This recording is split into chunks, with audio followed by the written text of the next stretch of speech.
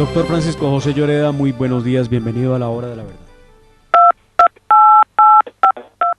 Doctor Lloreda.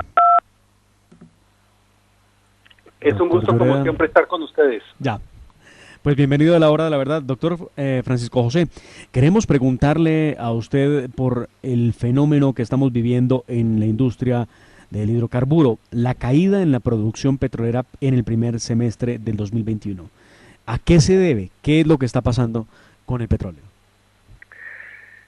Bueno, la principal razón por la que el primer semestre de este año se registra en promedio una producción de 729,000 barriles obedece a distintos factores. El primero, por supuesto, a que durante varios años realmente es un rezago exploratorio. No sembramos hidrocarburos. El país lleva desde el año, más o menos del año 2015, con una actividad exploratoria muy reducida. Entonces, pues tarde o temprano se va a pasar una cuenta de cobro. Lo segundo, por demoras en algunos proyectos, por trámites, temas de entorno que estamos examinando con el gobierno nacional. Lo otro, por altos costos de producción, especialmente relacionados con tarifas de oleoductos, y por la situación de orden público, bloqueos, el último paro nacional que condujo a un desplome en 58,000 barriles de crudo diario. Entonces, pues terminamos el primer semestre del año con una producción muy baja, una producción que además se aleja de la que está planteada en el marco fiscal de mediano plazo del gobierno nacional. Ahora, para el mes de julio vemos un leve incremento de 5,000 barriles, ojalá eso sea una señal de recuperación de la producción, pero lo cierto es que el haber cerrado con un promedio de 729,000 barriles el primer semestre de este año, pues no es una buena noticia. Doctor Lloreda, lo saluda Sergio Held. Quisiera preguntarle por la tendencia, porque claro, cada semestre vemos caídas, vemos esta tendencia, pero lo cierto es que Colombia dejó atrás esa producción del 1,000,000 de barriles hace ya muchos años y no vemos que se logre repuntar en ello. ¿Cómo es la dinámica y cuáles son las perspectivas de repuntar en la medida en que pues la exploración tampoco parece estar dando resultados favorables en nuestro país? ¿Qué nos puede decir usted de esto? Lo que es claro es que con las reservas probadas que tiene Colombia va a ser muy difícil que esa producción repunte si no hacemos o tomamos unas medidas extraordinarias. Esto significa buscar la manera de incrementar otras reservas, no las probadas, sino reservas probables y posibles, porque si no, pues el escenario en los años que vienen es un escenario pues muy difícil y que podría llegar incluso a la pérdida de la autosuficiencia. Para eso, pues con el gobierno nacional estamos revisando una estrategia que busca la incorporación de aquí a finales de 2022 de alrededor de 100,000 barriles, y para eso lo que le hemos planteado al gobierno es cuáles son las dificultades que hoy día enfrenta esa producción de barriles para que la incorporemos. Ahora, eso requiere un gran esfuerzo de todos, de las empresas, pero principalmente también de las entidades de gobierno. Y al mismo tiempo, y no tengo la menor duda, pues lograr que el país conserve un nivel mínimo de seguridad jurídica, porque infortunadamente pues esta, como otras actividades, está seriamente amenazada, y pues y todo esto requiere inversión, y la inversión en petróleo y en gas lo mínimo que requiere es estabilidad en las reglas del juego y seguridad jurídica. Doctor Lloreda, viene Escazú en el Congreso de la República, vuelve y juega. Usted ha sido uno de los defensores número uno de la actividad, obviamente, mineroenergética en el país por su posición en el país, pero además de eso, usted ha dicho claros planteamientos respecto de ese problema de inseguridad jurídica que traería Escazú. ¿Ya se ha pronunciado usted con el gobierno? ¿Ya ha enviado alguna carta? ¿Ya ha habido comunicación respecto de este nuevo intento por implementar Escazú en Colombia? Colombia debe ser muy cuidadosa en qué tratados internacionales suscribe. Cuando uno mira hacia atrás, uno concluye que Colombia seguramente para ganar cara ante la comunidad internacional durante muchísimas décadas, cuanto tratado internacional le ponían sobre la mesa y lo firmaba, como si eso lo convirtiera en el mejor alumno de la clase. Y eso pues Colombia lo ha hecho en uso de soberanía, pero lo que ha hecho es ceder soberanía. Nosotros hemos sido muy claros en cuanto a que Colombia no necesita del acuerdo de Escazú, pero no solo no lo necesita, sino que es un tratado claramente inconveniente para Colombia y que sin duda alguna pues lo que haría es generar mayor preocupación en los posibles inversionistas, no solo en la actividad de hidrocarburos, en muchas actividades productivas.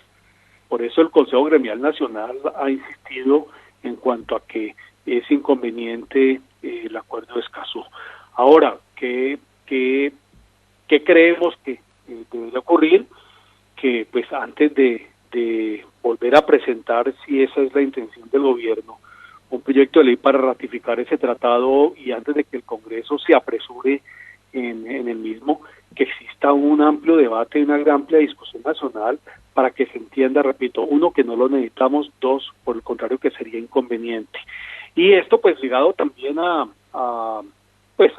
desafíos permanentes que hay en el Congreso de la República, donde pues continuamente se presentan proyectos de ley que buscan lastimar esta industria en particular, buscan la manera de reducir sus perspectivas de una manera que además es totalmente irresponsable. Y es irresponsable porque pues Colombia necesita de esta industria como necesita de otras actividades productivas.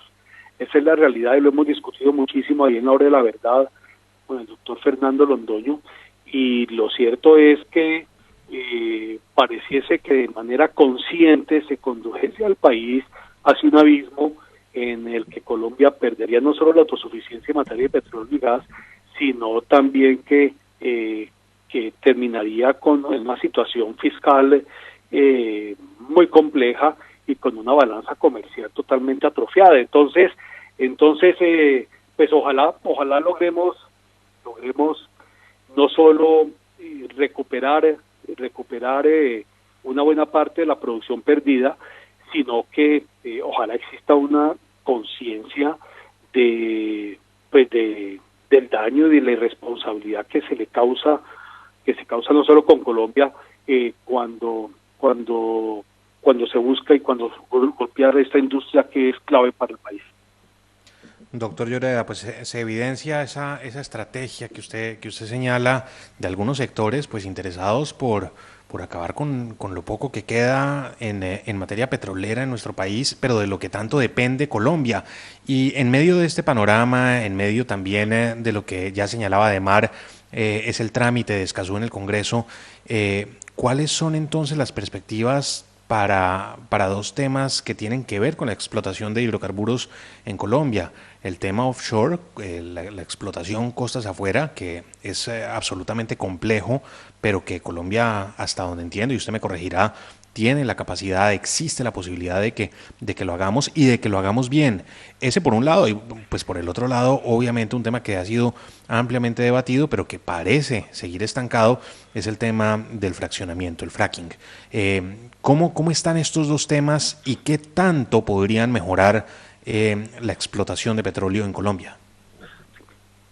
Sí, Sergio, como lo indico, nosotros le hemos presentado al gobierno un plan muy concreto de cómo lograr la incorporación de alrededor de 100 o 150.000 barriles, 100.000 barriles de aquí a finales del próximo año y 50.000 barriles mal contados hasta el año 2025, 2026, porque pues las reservas no dan para más en este momento, es la verdad. Ojalá logremos sacarlo adelante. Eso, como indico, requiere de distintas acciones.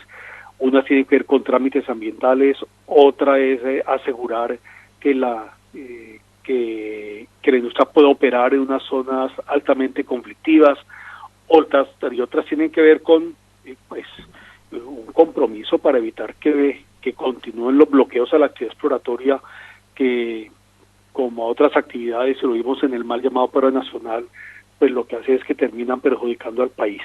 Dicho lo anterior, nosotros continuamos trabajando en otras frentes.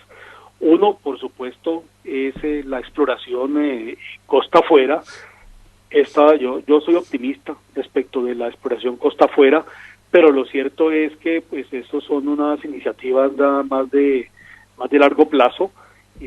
A la fecha lo que hemos descubierto es gas natural, que es sin duda muy importante, pero ojalá lográsemos encontrar petróleo y poderlo desarrollar, pero la verdad es que aún estamos lejos del desarrollo costa afuera en Colombia.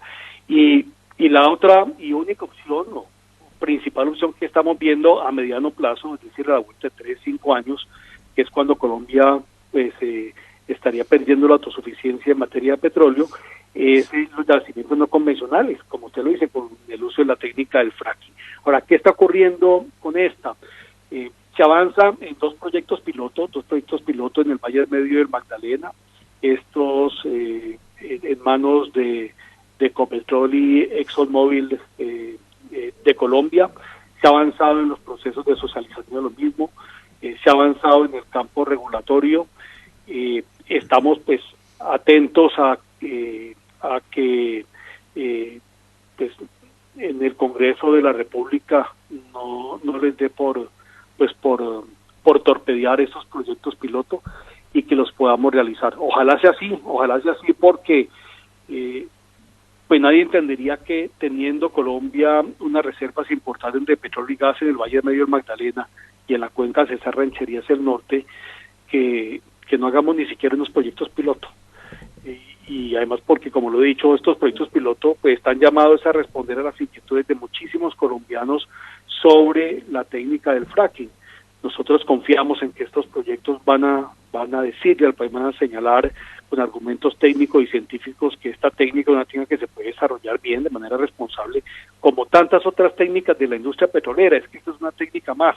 Pero bueno, como lo hemos también hablado, quienes que están en contra de esta técnica y de los pilotos, están en contra de los pilotos porque los pilotos los van a desmentir, y en el momento en que los pilotos terminen señalando que sí se puede adelantar esta técnica de manera responsable, entonces pues van a perder total credibilidad frente a sus seguidores que al menos hasta ahora pues les han comido cuenta. Entonces pues vamos a ver, ahí continuamos trabajando. Pues doctor Francisco Lloreda, lo que pasa con los que son odiadores del fracking en Colombia es que no le cuentan a su sector, al sector que los apoya electoralmente muchas veces, que ese sector energético representa el 12% de los ingresos del gobierno y que obviamente es la principal fuente para financiar los programas sociales de los que ellos se valen para poder pedir el voto más adelante. Cosas que uno no entiende cómo no las explican, o más bien sí sabe por qué no las explican. Doctor Francisco José Lloreda, presidente de la Asociación Colombiana de Petróleo, muchas gracias por acompañarnos en La Hora de la Verdad. Muchas gracias, un saludo especial y para todos los oyentes.